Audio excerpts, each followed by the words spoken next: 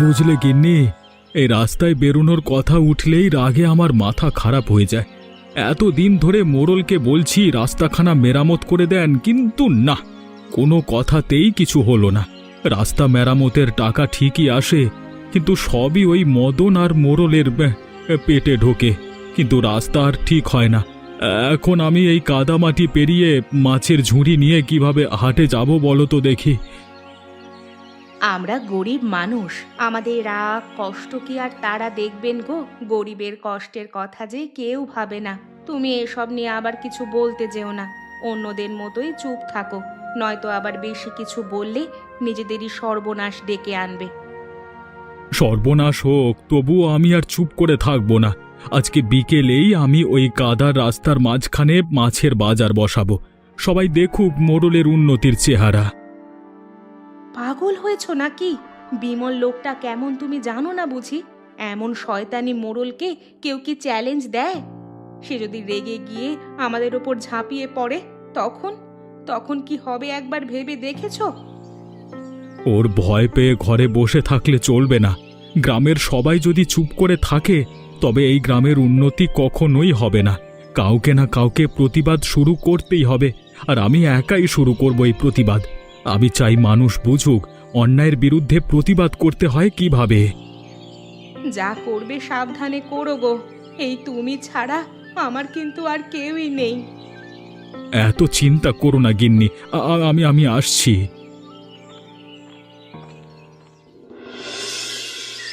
এই রাস্তা যতদিন না পাকা হচ্ছে ততদিন আমি এখানেই দোকান বসাবো। আমাদের মোড়লও দেখুক আমাদের গ্রামের রাস্তা কত দূর।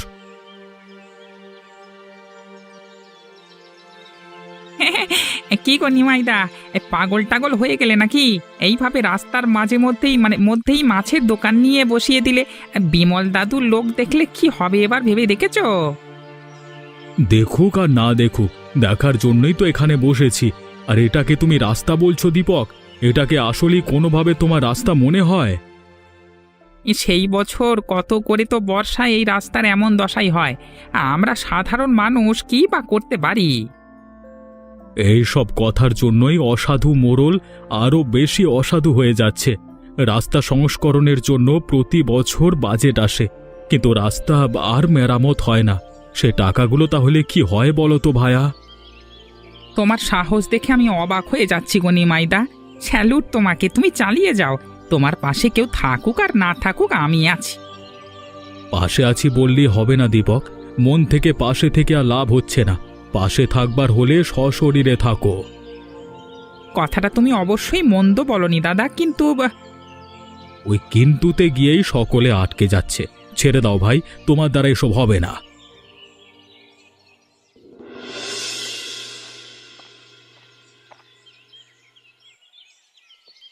আরে নিমাইদা যে, বলছি যে তোমার কি মাথা পোড়া গেছে? গেছে গেছে গেছে। মানে কি বলতে চাইছিস কি মদন?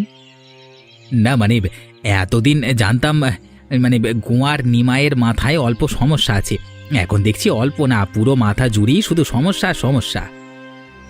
আসলে কি বলতো মদন দা, হ্যাঁ, মানুষ কখন যখন ভালো কিছু করে তখন তাকে ঠিক এইভাবেই এসব উপাধি দেওয়া হয়, তাই না?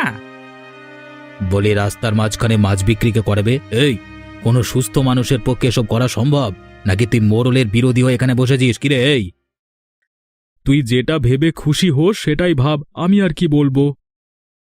এসবের পরিণাম কি হবে একবার ভেবেছিস?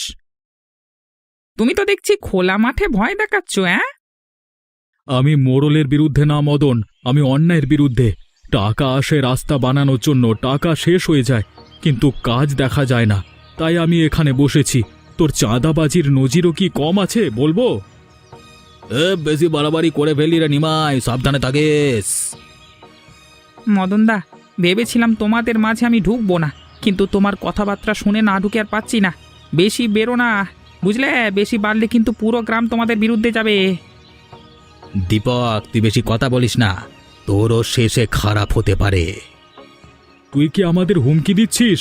শুনে রাখ, তোর হুমকি আর ভয় আমাদের দমাতে পারবে না। আমি ততদিন এই কাদায় বসে থাকবো যতদিন না তোরা কিছু করিস। যা, তোর কর্তাকে গিয়ে সব বলে দে। সাথে এটাও বলিস সময় এসে গেছে, জনগণ খ্যাপার আগেই সব যেন ঠিক করে নেয়।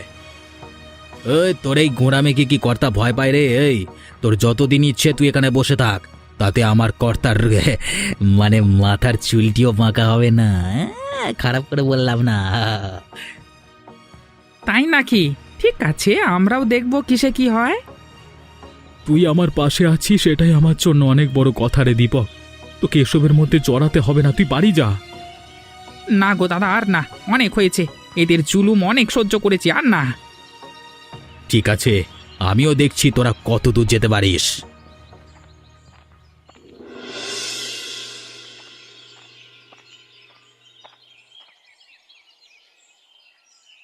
এমন হাঁসফাঁস করছো কেন?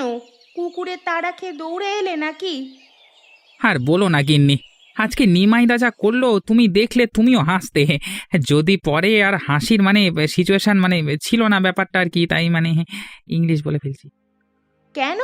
নিমাইদা আবার কি করলো? কি করে নাই সেটা বলো।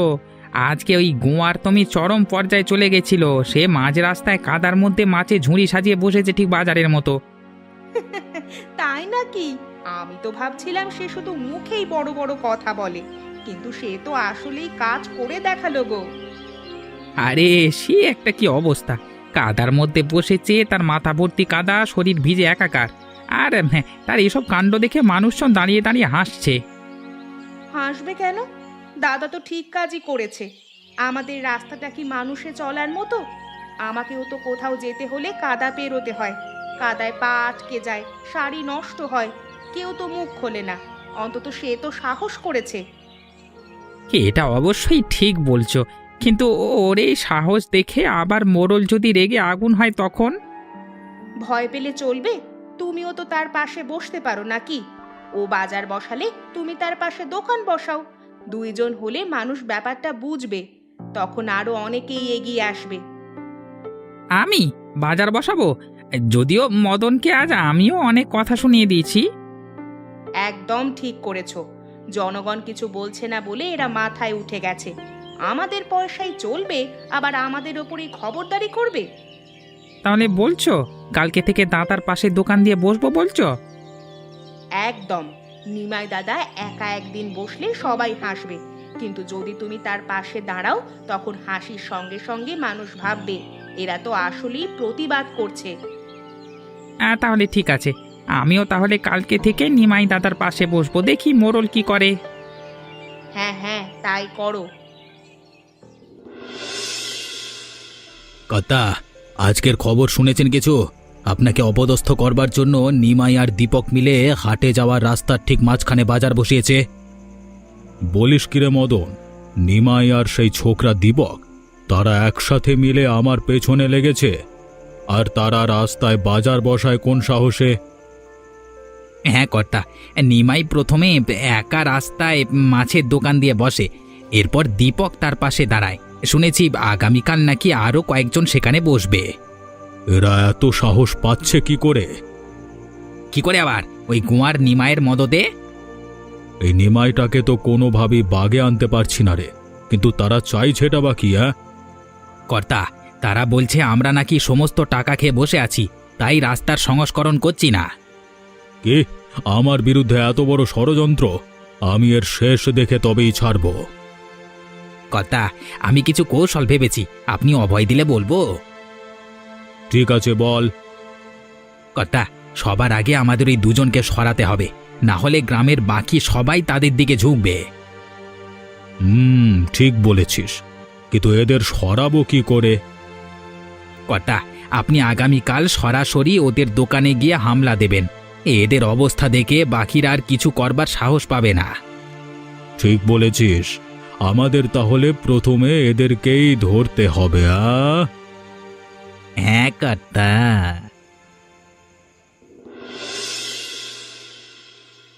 নিমাই, দীপক, এসব কি করছিস তোরা? তোরা কি পেগলে গেলি নাকি রে? পাগল হয়ে গেলি? আমরা আবার কি করলাম মোড়ল মশাই? তোরা কি করেছিস জানিস না বুঝি, নাকি বুঝেও বুঝতে চাইছিস না? আসলে মোড়ল মশাই, আপনি কি বিষয়ে বলছেন সেটা যদি না বলেন তাহলে আমরা বুঝি কি করে বলুন তো। বলে কার থেকে পারমিশন মানে অনুমতি নিয়ে তোরা এখানে দোকান দিয়েছিস? তাছাড়া এই মাঝ রাস্তায় কে দোকান দেয় রে? এই মোড়ল মশাই, আমরাই দোকান বসাই এখানে। হ্যাঁ, আমরা এই গ্রামের ছেলে, আমাদের এই গ্রামের প্রতিটা জায়গার উপর অধিকার আছে, আমরা যেখানে খুশি দোকান বসাবো। তোদের এত বড় সাহস, তোরা কর্তার মুখের উপর এভাবে কথা বলিস? তোরা জানিস এর পরিণাম কি হবে? না, জানি না, তুই বল কি হবে এর পরিণাম, আমরাও একটু শুনে রাখি। শুনলেন কর্তা, শুনলেন, এদের কথা শুনলেন? এখানে কোনো দোকান বসবে না। এই মুহূর্তে এখান থেকে সমস্ত দোকান সরাও এখনই। আমরা কোথাও যাব না। আর তাছাড়া এটাকে দেখে কোনোভাবেই মনে হচ্ছে না যে এটা রাস্তা। এই এটা অন্যায়, আমরা কিছুতেই মেনে নেব না। ন্যায় অন্যায় আমি তোদের কাছে শিখব না। দুদিনের ছোকরা এসেছে বিমল মোড়লকে জ্ঞান দিতে। আমি বলেছি এখানে কেউ বাজার বসাতে পারবে না। আমাদের জীবন থাকতে কেউ আমাদের এখান থেকে সরাতে পারবে না। কালকে থেকে যে যে এখানে বসবে, এই কুঁয়ারের পাশে যে যে থাকবে, তাদের সকলকে আমি গ্রাম ছাড়া করব। মদন, এই মুহূর্তে এদের দোকান ভেঙে দে। সাহস থাকলে ওই দোকানে হাত দিয়ে দেখা মদন, আমার কোনো জিনিস হাত দিলে তোর হাত আমি ভেঙে দেব। ভালো ভালো কর্তার কথা শোন দিবক, এভাবে নিজের বিপদ ডেকে আনিস না। আমি তোদের ভয় পাই না শয়তান।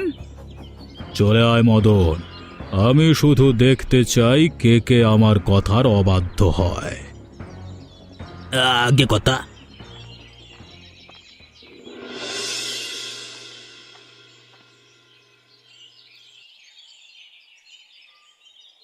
দীপক, সাবধান। এরপর কিন্তু তারা আবারও চেষ্টা করবে আমাদের দমাতে, আরো কঠিন পন্থা অবলম্বন করবে। হ্যাঁ দাদা, আমি বুঝেছি সেটা, কিন্তু আজ আমরা সাহস করে যখন তাদের বিরুদ্ধে দাঁড়িয়েছি, তখন তারা আর কিছুতেই আমাদেরকে থামাতে পারবে না। এখন এটা কেবলমাত্র তোমার একার লড়াই না, এটা এখন আমাদের সকলের ন্যায্য অধিকারের লড়াই। এই সাহসটাই এখন গ্রামের সবাইকে দেখাতে হবে, নয়তো এই বিমলের বিরুদ্ধে আমরা দুজন কিচ্ছু করতে পারবো না। ঠিক বলেছ দাদা। এই শোনো গ্রামবাসী, তোমরা যদি নিজেদের ন্যায্য অধিকার চাও তাহলে আমাদের পাশে এসে দাঁড়াও। সময় এসেছে এই রক্ত পিপাসু মোড়লের হাত থেকে নিজেদের বাঁচানোর। দীপক একদম ঠিক বলেছে। তোমরা আর ভয় পেয়ে পিছিয়ে থেকো না, আমাদের পাশে দাঁড়াও, ভেঙে দাও এই মোড়লের কালো হাত। আজকে থেকে কেউ আর আমাদের চুপ করে থাকতে বাধ্য করতে পারবে না। এই আওয়াজ আর কিছুতেই দমিয়ে রাখা যাবে না। জয় একদিন আমাদের হবেই। হ্যাঁ হ্যাঁ, আমাদেরই হবে জয়। দেখলেন কর্তা, দেখলেন গ্রামের মানুষ ধীরে ধীরে আপনার উপর থেকে ভয় হারাচ্ছে। তারা আর আমাদের কথাকে গুরুত্ব দিচ্ছে না। সবই তো দেখলাম রে মদন। এখন এদের কিভাবে দমানো যায় সেটাই তো বুঝতে পারছি না রে। সব কি তবে আমার হাত থেকে বেরিয়ে যাচ্ছে? এমন বলবেন না কর্তা, আপনি যদি হতাশ হন তবে যে তারা আমাদের হারিয়ে দিয়ে জয়লাভ করে ফেলবে। এখন তবে কি করব রে মদন? আমি যে কিছুই বুঝতে পারছি না, তুই কিছু একটা কর। কর্তা, আমাদের এবার অন্য কৌশল অবলম্বন করতে হবে।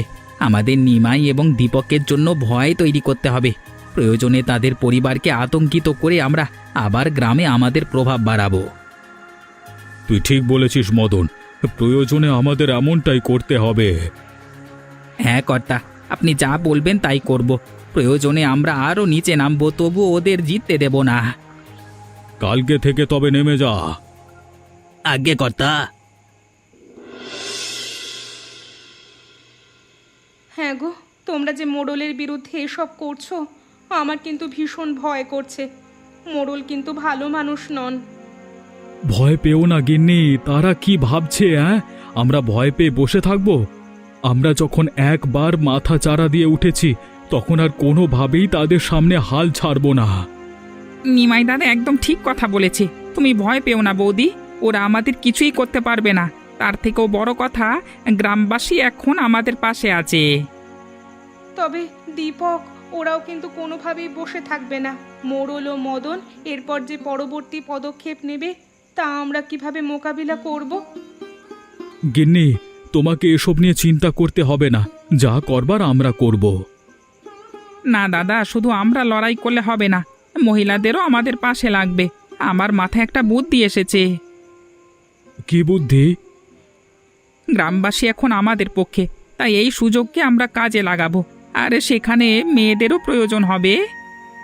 তুমি ঠিক কি করতে চাইছো একটু খোলসা করে বলো তো ভাই। আমরা সকলে মিছিল নিয়ে মোড়লের বাড়ির সামনে যাব, নারী পুরুষ একযোগে স্লোগান দেব। মোড়ল তখন আর কোনো পথ পাবে না, বাধ্য হয়ে আমাদের কথা মানবে। দারুণ দারুণ বলেছিস দীপক, আমাদের এখন এটাই করতে হবে। তাহলে ওই কথাই রইলো। হ্যাঁ হ্যাঁ, একদম একদম।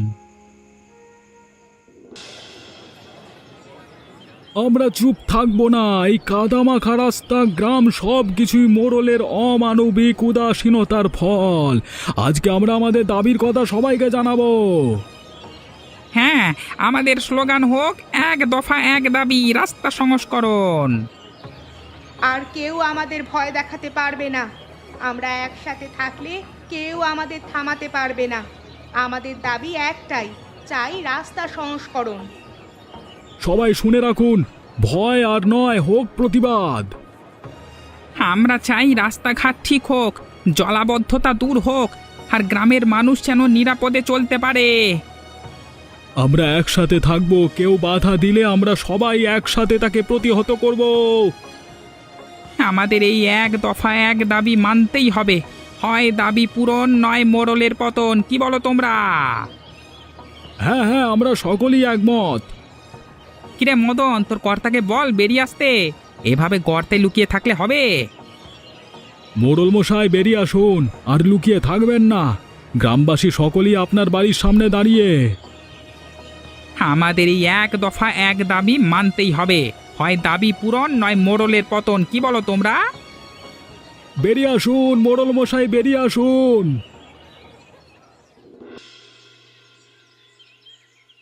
কথা, বাড়ির সামনে পুরো গ্রামবাসী দাঁড়িয়ে। বলিস কিরে, হঠাৎ করে এমন হওয়ার কারণ?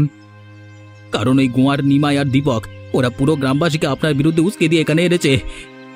তাহলে কি আমার সব শেষ রে মদন? সেটা তো মনে হচ্ছে কর্তা। তারা তো একবারে দলবদ্ধভাবে এসেছে। এই বাবা, কি সব বলছে দাদা।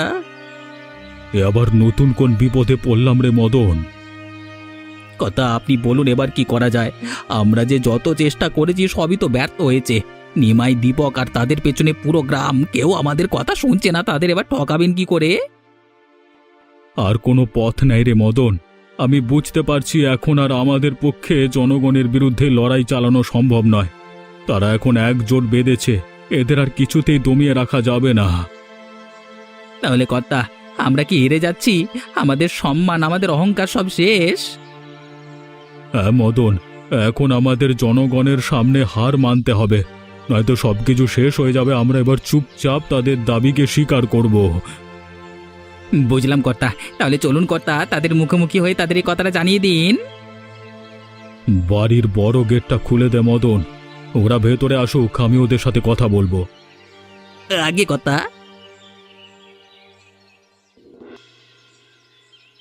আপনারা সকলে শান্ত হন। আমার কর্তা আপনাদের কিছু বলতে চান, আপনারা শান্ত হয়ে কথা শুনুন। গ্রামবাসী বন্ধুরা, মানে আমাদের ভুল কাজের কথা আজকে আমি আপনাদের সামনে স্বীকার করছি আর কি। আমরা আপনাদের দাবি বুঝতে পারিনি, রাস্তা খারাপ অবস্থার জন্য আমরা দায়ী। তাই আপনারা এখন থেকে আপনাদের প্রতিবাদ বন্ধ করুন। আপনারা যেটা চাচ্ছেন কর্তা সেটা বাস্তবায়নের চেষ্টা করবে। আমরা কোনো লেকচার শুনতে চাই না, বাতেল্লা মেরো না, সরাসরি দাবিতে এসো। চেষ্টা করছি, চেষ্টা করব। কিছুদিন সময় এইসব ন্যাকামো চলবে না, আর সব মানবো না। কথা ইচ্ছে করছে এই দুটো মেয়ের এবার তক্তা বানিয়ে দিই। এই ঠান্ডা মাথায় মদন, বিষয়টা এখন আমাকে সামলাতে দে। এভাবে ফিস ফিস করে কথা বললে চলবে না। আপনারা শান্ত হন। আমি তো বলেছি আমি আপনাদের দাবি মেনে নিচ্ছি। আমি প্রতিশ্রুতি দিচ্ছি, গ্রামের রাস্তা সংস্কার, নিরাপত্তা আমরা নিশ্চিত করব। আমরা চাই কালকে থেকেই রাস্তা পাকা হওয়ার কাজ শুরু হোক। ঠিক আছে, তাই হবে। এবার আপনারা খুশি তো? আমরা আপনাদের সকল প্রয়োজনীয় দাবি মেনে নিলাম। আগামীকাল থেকেই রাস্তার কাজ শুরু হবে। এবার আপনারা নিশ্চিন্তে বাড়ি ফিরে যান। আপনাকে অসংখ্য ধন্যবাদ মোড়ল মশাই। দেখেছো গিন্নি, আজকে আমাদের রাস্তাটা কত সুন্দর লাগছে, আর বৃষ্টি হলেও কাদামাটিতে ভিজতে হবে না। সত্যিই তাই, তোমরা যে প্রতিবাদ করেছো তার ফলস্বরূপ এই রাস্তাটা এসেছে। হ্যাঁ গো বৌদি, জনগণের চাপে পড়লে বাঘা বাঘা নেতারাও নিয়ে যায়। হ্যাঁ, আর এ তো সামান্য এক এই গ্রামের মোড়ল। তা যা বলেছিস রে দীপক, বেচারা মোড়ল সম্মান হারানোর ভয়ে শেষে আমাদের দাবি মানতে বাধ্য হলো। ওই চেলাটার চেহারাখানা একবার দেখেছিলে? কেমন চোরের মতো হয়ে গিয়েছিল। হ্যাঁ হ্যাঁ। আরে আজকের দিন আমাদের জন্য ইতিহাস হয়ে থাকবে। হ্যাঁ, আর ওই দুজনের জন্য গলার কাঁটা। তবে যাই বলো দাদা, তোমার এই গোয়ার স্বভাবকে মানুষ বদ অভ্যেস বললেও আমার কিন্তু বেশ লাগে। এই দেখো না, তোমার এই গোয়ার স্বভাবের জন্যই কিন্তু সুন্দর পাকা রাস্তা পেলাম। মাঝে মাঝে এমন করতে হয়। ওই যে কথায় আছে না, সোজা আঙুলে ঘি না উঠলে আঙুল বাঁকাতে হয়। ধরে নে আমিও সেটাই করেছি। মন্দ কিছু করনি, কিন্তু এই স্বভাবটা কিন্তু ধরে রেখো দাদা, অনেক কাজে দেবে। লোকে যে মন্দ বলে, কি করব বল দেখি। ওই আমার সাথে সেই স্বভাবটা না দেখালেই হলো, বাকিদের সাথে যা ইচ্ছে করো। ঠিক আছে গিন্নি। আর আপনারা এমনই মজার মজার গল্প দেখতে চাইলে আমাদের চ্যানেলটিকে সাবস্ক্রাইব করতে ভুলবেন না।